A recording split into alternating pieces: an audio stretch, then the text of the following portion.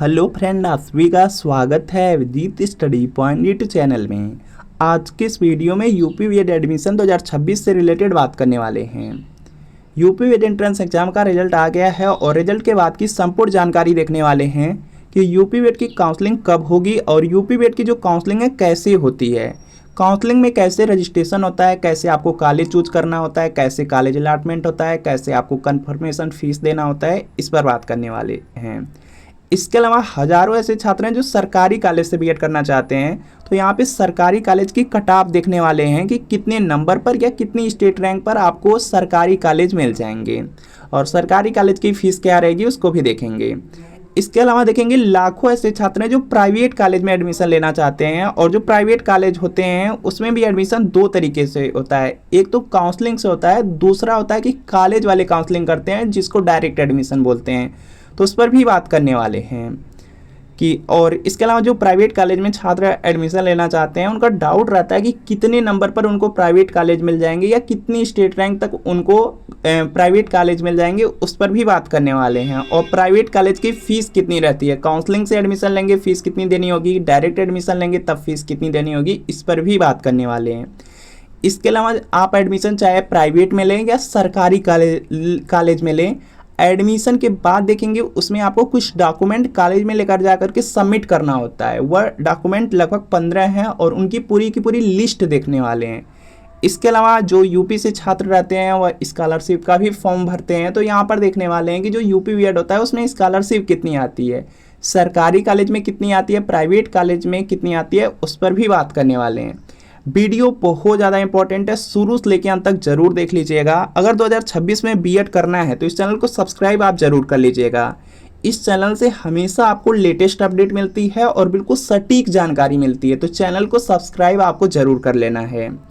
तो सबसे पहला आप यहाँ पे यूपी बीएड एंट्रेंस एग्जाम का रिजल्ट आ चुका है और आप लोग अपना यूपी बीएड एंट्रेंस एग्जाम का रिजल्ट देख चुके होंगे। रिजल्ट में आपको बस अपना फाइनल स्कोर देख लेना है, उसके बाद अपनी स्टेट रैंक देख लेना है। जो आपका एडमिशन होगा, जो आपकी काउंसलिंग होगी, इसी स्टेट रैंक के अकॉर्डिंग ही होगी। अब देखेंगे जैसे ही आप लोग रिजल्ट देख चुके हैं तो सबसे पहला यहाँ पे डाउट आता है कि जो आपका एडमिशन है, एडमिशन का जो प्रोसेस है, प्रक्रिया है, कब शुरू होगी। तो यह प्रक्रिया काउंसलिंग से स्टार्ट होती है और जो आपकी काउंसलिंग है वह आप यहाँ पर देख सकते हैं 1 जुलाई से शुरू हो जाएगी काउंसलिंग। यहाँ पे दिया गया है कि लगभग आपका यहाँ पे 1 जुलाई से आपकी जो काउंसलिंग है शुरू हो जाएगी। और इसके लिए जब भी काउंसलिंग शुरू होगी तो उससे पहले आपको सूचना मिलेगी, वह सूचना आपको मिलेगी।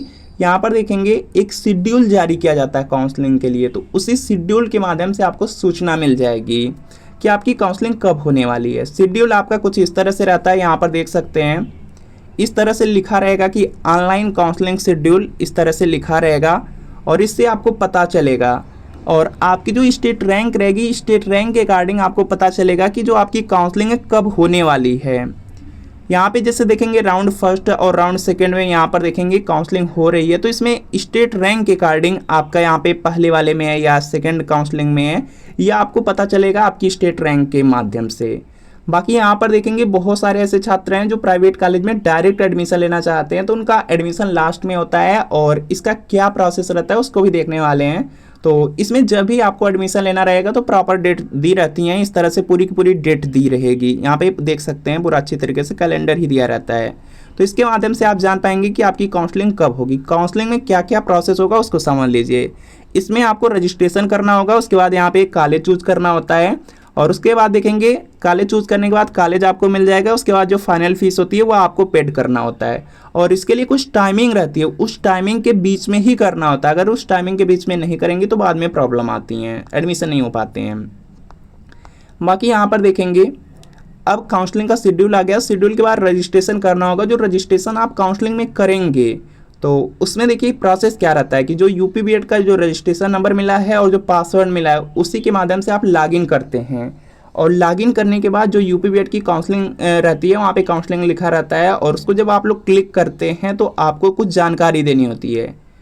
इसमें देखेंगे जो जानकारी देनी होती है, अगर आप यहाँ पे अपीयरिंग में फॉर्म फिल किए थे तो सबसे पहले बीए बीएससी बीकॉम अगर आप 6 सेमेस्टर में ही फॉर्म अपीयरिंग में ही फिल कर दिए थे तो आपको जो सबसे पहले 6 सेमेस्टर वाला रिजल्ट आपको यहाँ पे या थर्ड ईयर का जो रिजल्ट होगा वो आपको अपलोड करना होगा, अपडेट करना होता है। अगर मान लीजिए आप यहाँ पे अपीयरिंग में फॉर्म नहीं फिल किए थे, आप यहाँ पे बीए बीएससी बीकॉम को पास कर चुके थे या एमए एमएससी एमकॉम को पास कर चुके थे, तो आपको कुछ नहीं करना है, आप डायरेक्ट फॉर्म फिल कर पाएंगे। और डायरेक्ट जो रजिस्ट्रेशन का फॉर्म फिल करेंगे उसमें सिर्फ आपका यहाँ पर सिर्फ बैंक का जो पासबुक लगता है वही लगेगा, बैंक पासबुक की बस डिटेल लगेगी और यहाँ पे कुछ पैसे लगेंगे रजिस्ट्रेशन में, बस इतना से ही आपका काउंसलिंग वाला रजिस्ट्रेशन हो जाएगा। जैसे देखेंगे यहाँ पे जो आपका बैंक का पासबुक लगेगा वह चाहे तो अपना लगा सकते हैं या तो अपने माता पिता का भी लगा सकते हैं। और उसमें देखेंगे सबसे पहले अकाउंट किसके नाम पर है और अकाउंट का नंबर क्या है और ब्रांच का क्या नाम है, आईएफएससी कोड क्या है और बैंक का क्या नाम है, किस सिटी में है, और वही जो पासबुक रहेगा उसको अपलोड करना होगा। बस इतना काम करेंगे आपका रजिस्ट्रेशन कंप्लीट हो जाएगा। उसके बाद रजिस्ट्रेशन में ही आपको कुछ फीस पेड करनी होती है, इसमें 5,000 रुपये एडवांस में आपको जमा करना होता है। जो एडवांस कॉलेज फीस होती है या आपकी कॉलेज में चली जाएगी, चाहे आप प्राइवेट कॉलेज में एडमिशन लें या सरकारी कॉलेज में, या 5,000 रुपये आपके कॉलेज में भेज दिया जाता है जब आपको कॉलेज अलॉट होता है। बाकी यहाँ पे 750 रुपया काउंसलिंग चार्ज होता है। तो इस तरह से अगर आप लोग टोटल देखेंगे तो जो काउंसलिंग में रजिस्ट्रेशन होगा उसमें 5,750 रुपया लगेगा, चाहे आप गवर्नमेंट में कराएं या प्राइवेट के लिए कराएं, 5,750 रुपया आपको देना होगा। अब आपका पूरा रजिस्ट्रेशन हो चुका है। रजिस्ट्रेशन होने के बाद आप शेड्यूल के अकॉर्डिंग आपको करना होगा कॉलेज चूज। कॉलेज चूज करने के लिए आप यहाँ पर देखेंगे, अगर आप चाहें तो कोई एक कॉलेज चूज कर सकते हैं, आपकी इच्छा है तो एक दो इस तरह से कॉलेज चूज कर सकते हैं। अगर आपकी मर्जी है तो पूरा यूपी में जितना कॉलेज है सबका सब चूज कर सकते हैं।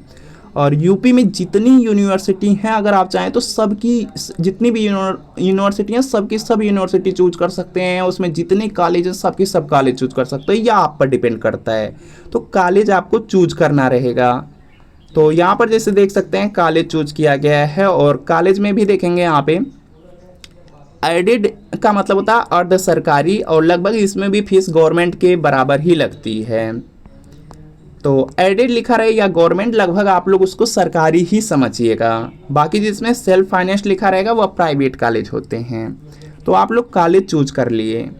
कॉलेज चूज करने के बाद यहाँ पर देखेंगे, कॉलेज चूज करने के बाद आपको कॉलेज मिलेगा। कॉलेज जब मिलेगा जो चूज करेंगे उन्हीं में से कोई कॉलेज मिलेगा। अगर जो आप चूज किए हैं अगर उनमें सीट नहीं खाली रहेगी तो आपका पैसा वापस हो जाएगा, आपको दूसरा कोई कॉलेज नहीं मिलेगा, फिर बाद में आपको काउंसलिंग करानी होती है। और यहाँ पर देख सकते हैं, और जो चूज करेंगे उन्हीं में से कोई कॉलेज एक मिलेगा, और जो कॉलेज मिलेगा उसका नाम इस तरह से लिखा रहता है। जैसे यहाँ पर देखेंगे इनका राउंड फर्स्ट में फेज फर्स्ट में काउंसलिंग हुई थी, और इनको यहाँ पे देखेंगे DDU गोरखपुर यूनिवर्सिटी जो दीनदयाल उपाध्याय गोरखपुर यूनिवर्सिटी है, इनको कॉलेज मिला हुआ है। और इनके कॉलेज का नाम यहाँ पर दिया गया है मदन मोहन मालवीय PG कॉलेज है। यहाँ पर देखेंगे सरकारी कॉलेज इनको मिला है क्योंकि यहाँ पे एडेड लिखा गया है, और इनको यहाँ पे 9वें नंबर का कॉलेज मिला है। तो इस तरह से कॉलेज अलॉट होता है। बाकी इनकी कॉलेज की फ़ीस 5,000 रुपया है, यहाँ पर आप देख सकते हैं। और जैसे ही कॉलेज आपको अलॉटमेंट हो जाता है उसके बाद फाइनल फीस आप लोग चेक करते हैं। अगर आपकी कॉलेज की फ़ीस 5,000 रुपया से ज़्यादा है तो वह आपको पेड करना होगा।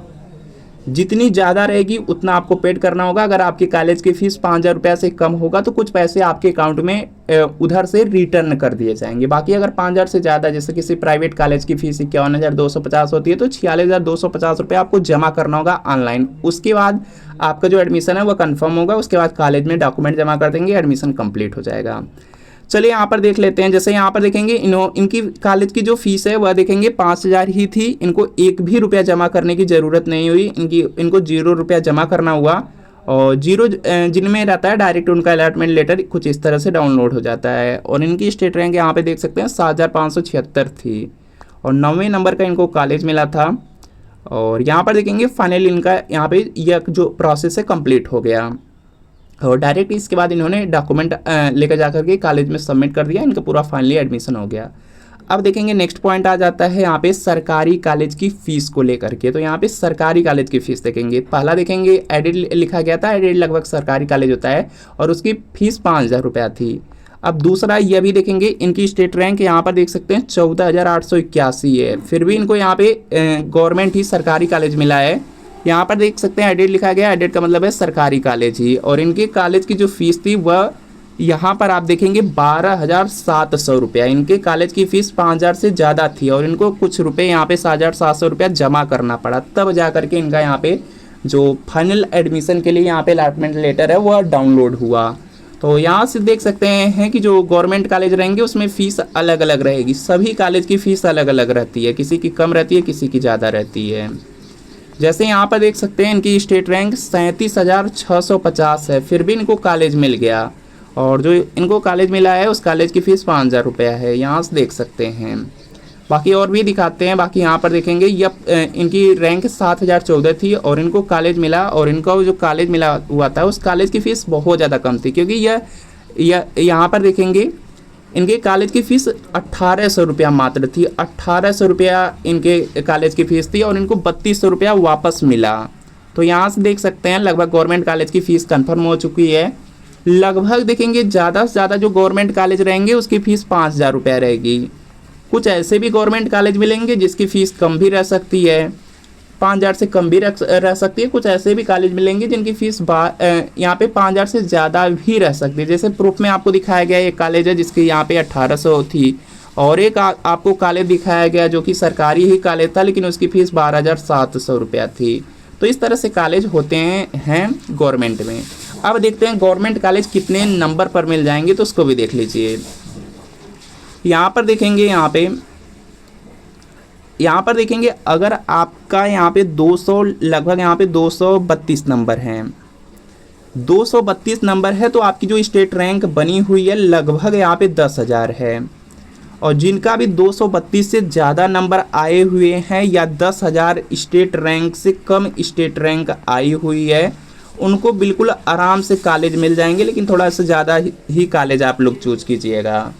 बाकी अगर 5,000 से कम स्टेट रैंक रहेगी तो बिल्कुल मनपसंद मिल जाएगा, और बाकी अगर 10,000 से कम आपकी स्टेट रैंक रहेगी तो ज़्यादा से ज़्यादा कॉलेज सेलेक्ट करना होगा। अगर ज़्यादा से ज़्यादा सेलेक्ट करेंगे तो कोई ना कोई मिल जाएगा, अगर बहुत कम कॉलेज सेलेक्ट करेंगे तो हो सकता है वह कॉलेज आपको न मिल पाए। तो यह पॉइंट याद रखेंगे। बाकी एक पॉइंट याद रखेंगे, अगर 10,000 से ज़्यादा आपकी स्टेट रैंक है तब भी कॉलेज मिल सकता है। जैसे यहाँ पर देखेंगे इनकी स्टेट रैंक 14,881 है, फिर भी इनको कॉलेज मिल गया। यहाँ पर इनकी स्टेट रैंक देख सकते हैं 37,650 है, फिर भी इनको कॉलेज मिल गया। तो ऐसा भी होता है। तो अगर आपकी कास्ट SC ST है या आपकी ज़िले में कोई ऐसा कॉलेज है जहाँ पे बहुत कम कट ऑफ जाती है, तो उसको आप चूज कर सकते हैं और आपको कॉलेज अलॉट हो सकता है। तो इसकी कोई गारंटी नहीं रहती है। अगर आपका यहाँ पे 232 से ज़्यादा यहाँ पे नंबर आए हुए हैं, 10,000 से स्टेट रैंक कम है, तो आराम से कॉलेज मिल जाएगा। बाकी अगर इससे यहाँ पे स्टेट रैंक ज़्यादा आई है, नंबर कम आए हुए हैं, तो आप अगर चाहें तो काउंसलिंग करा सकते हैं, तो हो सकता है कि आपको मिल जाए। लेकिन बहुत सारे ऐसे छात्र हैं जिनकी यहाँ पे स्टेट रैंक 15,000 20,000 होती है, उनको कॉलेज अलॉट नहीं होता। बहुत सारे ऐसे भी छात्र होते हैं जिनकी स्टेट रैंक बहुत ज़्यादा होती है, 35,000 45,000 50,000 होती है, फिर भी उनको मिल जाता है। तो यह बहुत सारी चीज़ों पे डिपेंड करता है कि जिस कॉलेज में काउंसलिंग करा रहे हैं उसमें कितनी सीट है, किस कास्ट की सीट है, और इस तरह से बहुत सारी चीज़ें वेरी करती हैं। तो यह पॉइंट याद रखेंगे। बाकी यहाँ पे बात करते हैं नेक्स्ट पॉइंट पर आपका।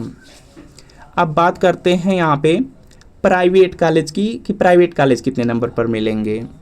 तो प्राइवेट कॉलेज के लिए यहाँ पर देख सकते हैं अगर आपका स्कोर माइनस में भी आ गया तब भी आपका एडमिशन प्राइवेट कॉलेज में हो जाएगा। यहाँ पर देखेंगे इनका नंबर माइनस में आ गया है, फिर भी यहाँ पे लिखा गया है एलिजिबल फॉर काउंसलिंग, मतलब यह एडमिशन करा सकते हैं बीएड में। तो यहाँ से बिल्कुल कन्फर्म हो चुका है।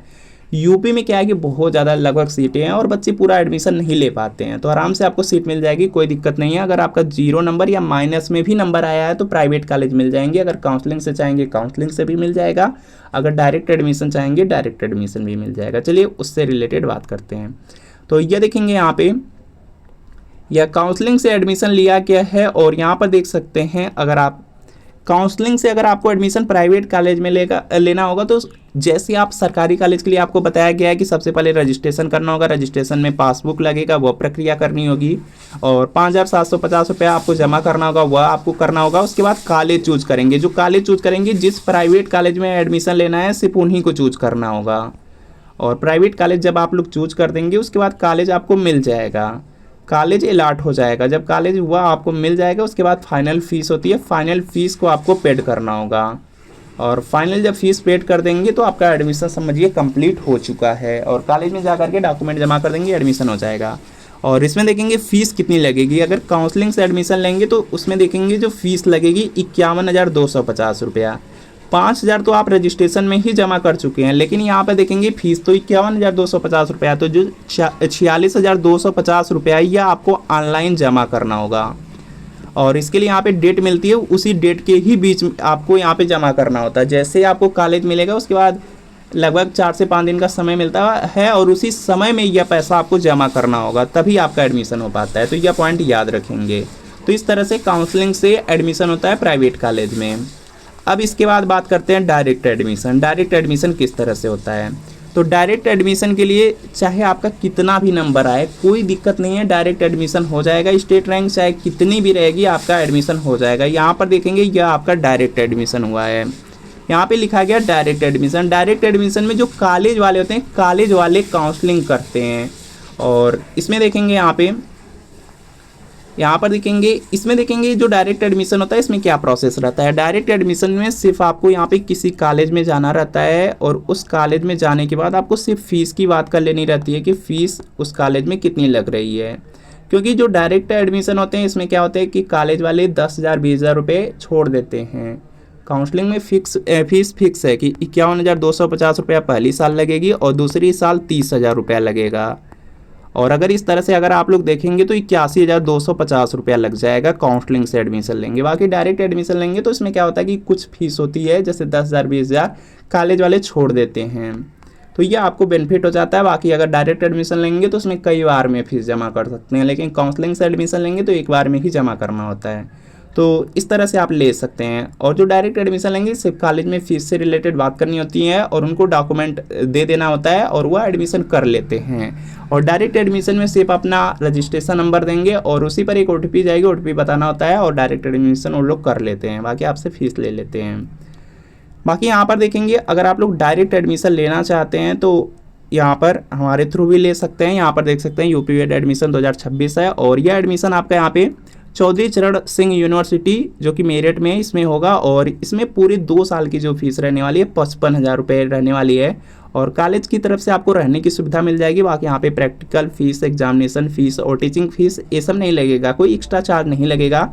और यहाँ पर देखेंगे 5 बार में आप फीस यहाँ पे कंप्लीट कर पाएंगे। इसमें देखेंगे एडवांस कॉलेज फीस आपको 5,000 रुपया देना होगा। बाकी एडमिशन टाइम आपको 10,000 देना होगा, और इसमें काउंसलिंग चार्ज जो 750 है वह भी देना होगा। बाकी यहाँ पे 20,000 रुपया आपको यहाँ पे एग्जामिनेशन का जब फॉर्म फिल होगा फर्स्ट ईयर में तब आपको देना होगा। बाकी यहाँ पे 10,000 रुपया सेकेंड ईयर में देना होगा, और 10,000 रुपया जब सेकेंड ईयर में फॉर्म फिलअप होगा उस समय देना होगा। तो इस तरह से देखेंगे टोटल 55,000 रुपया आपका लगेगा 2 साल का। बाकी देख सकते हैं अगर आप यहाँ पर छत्रपति साहू जी महाराज यूनिवर्सिटी में कराना चाहते हैं तो इसमें 51,000 में हो जाएगा। लेकिन यह देखेंगे सेमेस्टर वाइज यूनिवर्सिटी है, और इसमें भी कोई भी यहाँ पे एक्स्ट्रा चार्ज नहीं लगेगा, और यहाँ पे एग्जाम के टाइम रहने की सुविधा मिल जाएगी। और इसमें एडवांस फीस आपकी 5,000 है, एडमिशन टाइम 10,000 देना होगा। बाकी काउंसलिंग फीस 750 रुपया। बाकी यहाँ पे फर्स्ट और सेकंड सेमेस्टर में जब एग्जामिनेशन फॉर्म फिल होगा उसी समय आपको 20,000 रुपया देना होगा, और थर्ड और जो 4th सेमेस्टर रहेगा उस समय आपको 16,000 रुपया देना होगा। तो इस तरह से अगर देखेंगे 2 साल में आपका 51,000 रुपया इसी यूनिवर्सिटी में लगने वाला है। इसी से रिलेटेड अफिलिएटेड कॉलेज आपको मिलेगा। और इन सब कॉलेज में एडमिशन के लिए आप यहाँ पे व्हाट्सएप नंबर दिया गया है, इस व्हाट्सएप नंबर पर आप कांटेक्ट कर सकते हैं, सारी डिटेल्स आपको मिल जाएगी, व्हाट्सएप या कॉल कर सकते हैं। बाकी यहाँ पर देखते हैं कि जब आप यहाँ पे किसी भी कॉलेज में एडमिशन ले लेते हैं, सरकारी कॉलेज में एडमिशन ले लेते हैं या प्राइवेट कॉलेज में एडमिशन ले लेते हैं काउंसलिंग से, या डायरेक्ट एडमिशन करा लेते हैं, उसके बाद क्या क्या डॉक्यूमेंट लगेंगे। तो चलिए डॉक्यूमेंट देखते हैं। तो डॉक्यूमेंट में देखेंगे सबसे पहले जो UP का यहाँ पे फॉर्म आप लोग भरे हैं वह एप्लीकेशन फॉर्म लगेगा, एडमिट कार्ड लगेगा, और आपका जो रिजल्ट कार्ड है जिसको स्कोर कार्ड बोलते हैं वह लगेगा, और अलॉटमेंट लेटर लगेगा। अलॉटमेंट लेटर काउंसलिंग के टाइम मिलेगा। बाकी यहाँ पर देखेंगे हाई स्कूल इंटरमीडिएट की आपके पास मार्कशीट होनी चाहिए, ग्रेजुएशन की मार्कशीट होनी चाहिए, और ग्रेजुएशन की आपके पास डिग्री होनी चाहिए। अगर डिग्री नहीं है तो प्रोविजनल डिग्री आती है उसको आप बनवा सकते हैं। बाकी यहाँ पर देखेंगे अगर डिग्री बाद में भी जमा करेंगे कोई दिक्कत नहीं होती है। बाकी यहाँ पे आधार कार्ड आपके पास होना चाहिए, कम से कम 4 से 5 फोटो होनी चाहिए, और अगर यूपी से हैं तो जाति प्रमाण पत्र, निवास प्रमाण पत्र आपका लगेगा। बाकी अदर स्टेट से हैं तो जाति प्रमाण पत्र, निवास प्रमाण पत्र नहीं लगेगा। बाकी यहाँ पर देखेंगे ट्रांसफ़र सर्टिफिकेट है, टीसी हो गया, और यहाँ पे चयनित प्रमाण पत्र जिसको सीसी बोलते हैं, यह आपका लगेगा और यह बाद में भी जमा कर सकते हैं, कोई दिक्कत नहीं होने वाली है। बाकी यहाँ पर जो भी छात्र सरकारी में एडमिशन कराना चाहते हैं वह सब पूरे डॉक्यूमेंट तैयार रखें। बाकी माइग्रेशन सर्टिफिकेट है, अगर आपकी यूनिवर्सिटी चेंज होती है, जैसे आप यहाँ पे मान लीजिए किसी वीर बहादुर सिंह पूर्वांचल यूनिवर्सिटी है जो कि जौनपुर की है, इसमें आप यहाँ से ग्रेजुएशन किए, लेकिन अब आप यहाँ पे जो दीनदयाल उपाध्याय गोरखपुर यूनिवर्सिटी है, अगर इसमें बीएड में एडमिशन लेते हैं, आपकी अगर यूनिवर्सिटी यूपी में ही चेंज हो रही है तो आपको माइग्रेशन सर्टिफिकेट देना होता है, तो यह भी आपका लगेगा और इसको भी बाद में जमा कर सकते हैं, कोई दिक्कत नहीं होने वाली है। बाकी सरकारी कॉलेज में जाएंगे तो स्वास्थ्य प्रमाण पत्र भी वो लोग मांगते हैं। तो यह पूरी की पूरी प्रक्रिया रही। बाकी कोई डाउट हो कमेंट कर सकते हैं। बाकी स्कॉलरशिप से भी रिलेटेड बात कर लेते हैं।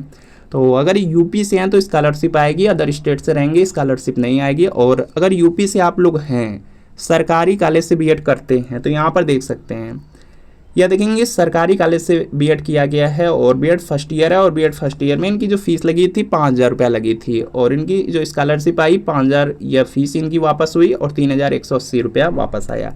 कुल मिलाकर के इनको 8,180 रुपया मिला था सरकारी कॉलेज में स्कॉलरशिप। बाकी यहाँ पे अगर सरकारी कॉलेज की फ़ीस ज़्यादा होगी तो स्कॉलरशिप भी ज़्यादा आएगी। और यहाँ पे देखेंगे सरकारी कॉलेज है और इसमें जो सेकेंड ईयर है, सेकेंड ईयर में यहाँ पर देखेंगे 5,000 इनकी फ़ीस वापस हुई, 6,360 रुपये स्कॉलरशिप मिला। इस तरह से अगर देखेंगे तो 11,360 रुपये इनको मिला था स्कॉलरशिप के रूप में सरकारी कॉलेज में। प्राइवेट कॉलेज की बात करते हैं तो प्राइवेट कॉलेज है और इसमें बीएड फर्स्ट ईयर है, और बीएड फर्स्ट ईयर में देखेंगे 30,000 यहाँ पर देखेंगे इनको फीस के रूप में वापस हुआ, बाकी 3,180 रुपये स्कॉलरशिप के रूप में वापस आया। तो कुल मिलाकर के अगर देखा जाए तो इनको यहाँ पे फर्स्ट ईयर में 33,180 रुपया ओबीसी कास्ट में मिला। बाकी अगर जनरल है या SC/ST रहेगी तो थोड़ी सी ज़्यादा स्कॉलरशिप मिलेगी प्राइवेट में। और यहाँ पे सेकेंड ईयर की बात किया जाए तो सेकेंड ईयर की भी स्कॉलरशिप देख सकते हैं। सेकेंड ईयर में यहाँ पे 30,000 इनको फीस वापस हुआ, 6,360 रुपया मिला। इस तरह देखेंगे 36,360 रुपया इनको मिला है, और देख सकते हैं यहाँ पे। बाकी इससे रिलेटेड कोई डाउट रह गया हो तो कमेंट कर लीजिए। और यहाँ पर अगर आपको एडमिशन लेना है यहाँ पे, और यहाँ पे चौधरी चरण सिंह यूनिवर्सिटी में लेना है 55,000 में, या आपको यहाँ पे सेमेस्टर वाइज अगर छत्रपति साहू जी महाराज यूनिवर्सिटी में 51,000 में करना है तो इस व्हाट्सएप नंबर पर या यहाँ पे या कॉलिंग नंबर भी है तो इस पर आप कांटेक्ट करके एडमिशन अपना यहाँ पे कर सकते हैं, सीट बुक कर सकते हैं। तो मिलते हैं फ्रेंड नेक्स्ट वीडियो में। कोई डाउट हो कमेंट